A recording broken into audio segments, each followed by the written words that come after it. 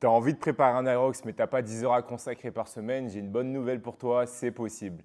Alors moi, c'est Tanguy, ma spécialité, ça va vraiment être le renforcement musculaire et je me passionne vraiment pour tout ce qui est développement des capacités physiques. Dans cette vidéo, on va voir comment structurer les entraînements autour d'un aérox. Cette vidéo sera décomposée sur 3 parties. La première, on va discuter ensemble des principales erreurs que commettent les pratiquants qui s'entraînent pour un aérox.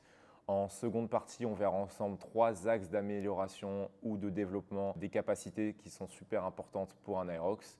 Et enfin, on va finir sur une semaine type, comment structurer ces jours d'entraînement.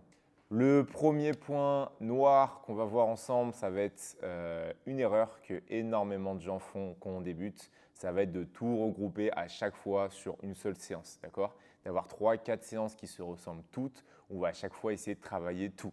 On se dit que c'est bien, il faut être spécifique, le jour J, c'est comme ça qu'on va faire.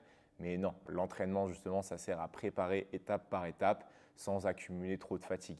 Il est important d'avoir une semaine structurée avec des jours où on veut développer une certaine capacité physique, des jours où on veut en travailler une autre. Il est évidemment important d'avoir une journée où on regroupera l'ensemble des exercices aérox, mais elle ne doit pas faire partie de l'entièreté de vos entraînements.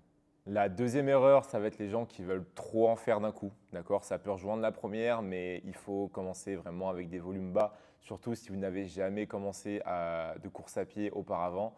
Ce n'est pas du jour au lendemain où vous allez vous mettre à vous faire des semaines à 20-30 km. Allez progressivement. Donc la deuxième erreur pourrait rejoindre la première, ça va être de vouloir trop en faire trop vite. Si vous êtes débutant dans cette discipline, que vous n'avez jamais couru auparavant, ou alors il y a très longtemps, je vous déconseille de commencer à des semaines trop intenses avec plus de 15, 20, 30 km. Commencez avec un volume bas, c'est pour ça qu'il est important de s'entraîner en amont, d'avoir de la marge et ne pas se retrouver au dernier moment à devoir préparer un aérox. Donc partie 2, on va voir ensemble pour moi les 3 axes les plus importants à préparer pour un aérox. Le premier, ça va être le summum de la pyramide, ça va être la course à pied. D'accord, votre aérox, il va être composé de principalement plus de la moitié de courses. Donc vous vous doutez bien que si vous n'entraînez pas pour ça, ça risque d'être compliqué. On va se retrouver évidemment sur un format où on va avoir des efforts répétés, des exercices qui vont durer certains 1 minute 30, 2, 3 à 5 minutes max. On sera rarement au-delà de 5 minutes. La course, c'est très probable pour certains d'entre vous qu'on soit supérieur à 5 minutes. D'accord? Donc même pour les meilleurs d'entre vous, vous serez toujours sur une moyenne de 3 minutes 30 au kilomètre. Donc sur votre course qui va durer 50, 1 heure, 1 heure et demie, on est vraiment sur un gros volume de course à pied. Donc voilà, d'ailleurs, ça va faire souvent débat chez certaines personnes, c'est que l'aérox est un peu trop ciblé course. D'accord? On dira en général que le meilleur runner va gagner.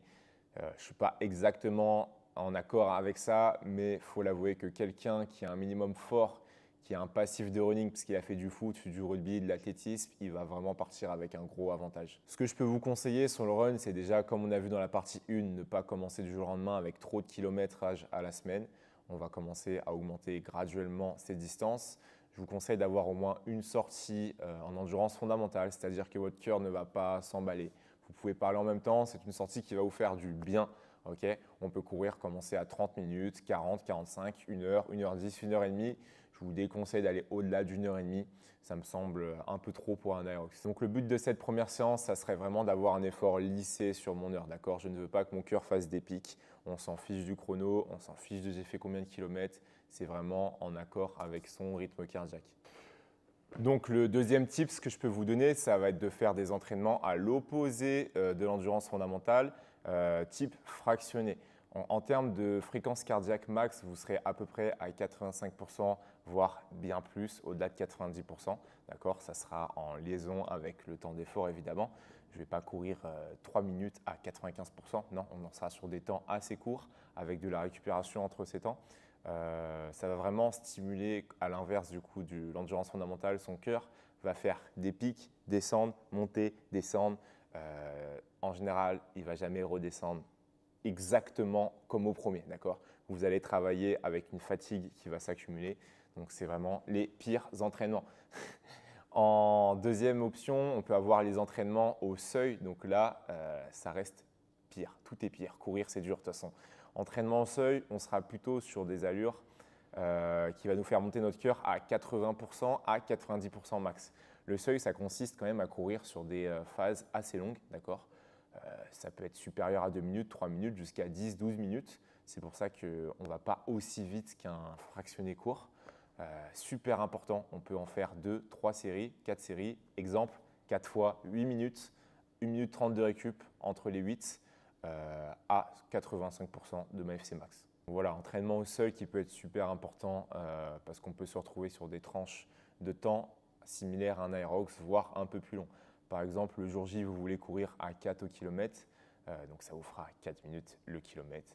Là, vous pouvez par exemple vous faire des 5 minutes à 4 minutes au kilomètre. En numéro 2, ce qui va être aussi super important, négligé par certains, ça va être sa force, que ce soit dans le haut du corps, membre inférieur, supérieur. Pourquoi il faut de la force? Parce que vous avez du sled push, vous avez du sled pull. Donc ça, c'est ce qui semble logique pour les gens. On se dit, il faut être fort pour ça. C'est évident. Mais il y a aussi de la force pour le rameur, pour tous les autres exercices. Par exemple, quelqu'un qui a un back squat à 200 kg ne va pas produire autant de force dans son rameur en poussant avec ses jambes que quelqu'un qui a un max à 100 kg. Vous vous doutez bien. Donc évidemment, les charges du sled aussi ne sont pas à négliger. Si vous n'avez jamais forcé de votre vie, ça peut être lourd. Ce n'est pas impossible. On développe assez rapidement la force pour pousser ce sled. Mais encore une fois, est-ce que ce sled, vous allez le pousser en 2 minutes ou en 4 minutes? Donc produire de la force va être super important lors de ces entraînements. Ce que je peux vous conseiller, ça va être 2 à 3 mouvements. Globalement, je mettrai un exercice poussé, le roi pour le bas du corps, ça va être du squat. On peut aussi faire du soulevé terre pour toute ma chaîne postérieure à nouveau ou du développé couché. D'accord? Ça va vraiment être ces 3 mouvements super importants. Pourquoi pas se rajouter un tirage en lesté, des tractions strictes. En tout cas, globalement, ce qu'il faut retenir de tout ça, c'est qu'il faut vous entraîner sur des fourchettes de répétition basses avec des charges lourdes. Évidemment, je ne vais pas pratiquer ces types d'entraînement une semaine avant un aerox, d'accord? Je fais ça en amont, je construis ma force. Donc ça, c'est pour la force, super important. En liaison avec ça, je vais vous parler de l'endurance de force. Par exemple, évidemment, j'en vois beaucoup et c'est intéressant, mettre plus lourd que le jour J sur votre sled push, sled pull ou autre. Alors c'est intéressant à faire, mais au bout d'un moment, ça ne sert à rien de rajouter au-delà de 300 kg, 280 sur un sled. À mon sens, ça peut être intéressant, voilà, 50 à 100 kg supérieur, mais au bout d'un moment, du coup, endurance de force. Alors, qu'est-ce que ça serait? Au lieu de pousser mon sled sur une distance, par exemple, 4 fois 10 mètres, 2 minutes de récup à 300 kg. Au bout d'un moment, ça serait peut-être mieux de se dire, OK, je reste à 200 kg, je vais pousser ce sled peut-être sur une plus longue distance, 4 fois 20 mètres, autant de récupération ou réduire la récupération. D'accord? C'est là où on va travailler l'endurance de force qui est super important lors d'un aerox. Parce que moi, je peux vous dire qu'un sled, tu me mets 400 kg, je pense que je le pousse, d'accord, sur 10 mètres. Mais le jour J, j'avais 150 en open, j'ai eu du mal. Parce qu'il y a l'endurance de force, il y a aussi la fatigue dans les cuisses. J'en viens sur ce point-là. Mais voilà, il faut savoir mixer tout ça. En numéro 3, ce qui va être super important de travailler, ça va être son exécution de mouvement sur les différents postes aerox. Donc les wall balls, les fentes, farmer carry, ski, rameur, à ne pas négliger, d'accord? J'en vois beaucoup arriver sur un aerox, ils n'ont jamais touché à un ski rameur. Certains malheureusement n'ont pas ces équipements dans la salle. Je peux vous conseiller de faire une séance d'essai si vous avez l'occasion dans une box de CrossFit ou maintenant Basic Fit, Fitness Park, il y en a partout. Mais voilà, c'est vraiment mieux de se conditionner, s'entraîner, savoir comment gérer son pace sur le ski arc, sur le rameur, à combien je rame ou je tire sur le 500 mètres. Ça va vous permettre de savoir, même en étant fatigué, à état de fatigue, savoir qu'est-ce que vous êtes capable de faire, d'accord? Ne pas pousser trop fort ou au contraire aller trop lentement, se sous-estimer. Donc voilà, de la pratique sur des circuits training. Vous n'êtes pas obligé, évidemment, je vous déconseille de faire constamment les 8 exercices. Vous pouvez les prendre par 2 le lundi, par 3 le mardi. À vous de voir comment vous allez agencer ça. Alors évidemment, je vous déconseille de tout travailler dans une même séance. Il vaut mieux prendre 2, 3 exercices en circuit à travailler, bosser sa technique, voir si je me sens plus à l'aise sur des fentes en posant à chaque fois le pied à côté ou alors en enchaînant devant. Savoir si sur mes wall balls, j'ai du mal à avoir la hauteur quand je suis fatigué, quand je suis un peu shooté avec mon cœur au max. Savoir si j'arrive toujours bien à toucher. D'accord? Tous ces éléments vont vraiment être importants. Il faut que vous connaissiez ces exercices par cœur, vos points forts, vos points faibles. Comme ça, le jour J de la compétition, vous pourrez adapter. Troisième partie, on va voir comment structurer ta semaine. Alors, il ne faut pas que tu t'attendes à ce que je te dise lundi, tu cours, mardi, muscu. Non, moi, je vais te donner les séances types à faire dans ta semaine. Après, en fonction de tes disponibilités, qu'est-ce qui est le plus arrangeant pour toi? tu dispatches. Après, évidemment, à toi de faire preuve de bon sens. Si je te conseille 2 séances dans la semaine de course à pied, ne va pas coller ces 2 séances dans la semaine. Par exemple, lundi, mardi. Espace-les de au moins 24 heures à 48 heures. Donc, dans cette semaine composée de 4 séances, on va voir une endurance fondamentale supérieure à 30 minutes. Je vous déconseille d'aller au-delà d'1h30, où on va courir de manière facile. On va avoir également une autre séance type fractionnée, où là, je vous conseille juste avant cette séance d'incorporer un petit renforcement musculaire. On ne va pas faire les exercices de force. On va rester sur 20 à 30 minutes. Ça va vous permettre même de vous échauffer avant le fractionné. Je te déconseille de faire l'inverse, car tout le renforcement que tu vas te faire après un fractionné risque d'être… Tu n'auras pas envie. En fait, tout simplement, tu n'auras pas envie. En troisième séance, du coup, j'aurai une vraie séance de renforcement musculaire sur 1 heure à 1 heure et demie avec mes exercices force qu'on a vus précédemment en tout début de séance, d'accord? Pendant que je suis prêt après un échauffement. Et en quatrième séance, je mettrai du coup un grand WOD, donc un grand workout spécifique Aerox. Encore une fois, ne me faites pas des Aerox constamment tous les lundis. D'accord? On prend quelques exercices, on peut mettre de la course de temps en temps ou vous n'êtes pas obligé de faire tout le temps de la course. Mais voilà, un WOD long de plus d'une demi-heure. Ce WOD n'a pas forcément la nécessité d'être constamment dur. D'accord? De temps en temps, soyez sur un effort lissé comme l'endurance fondamentale. De temps en temps, montez, redescendez.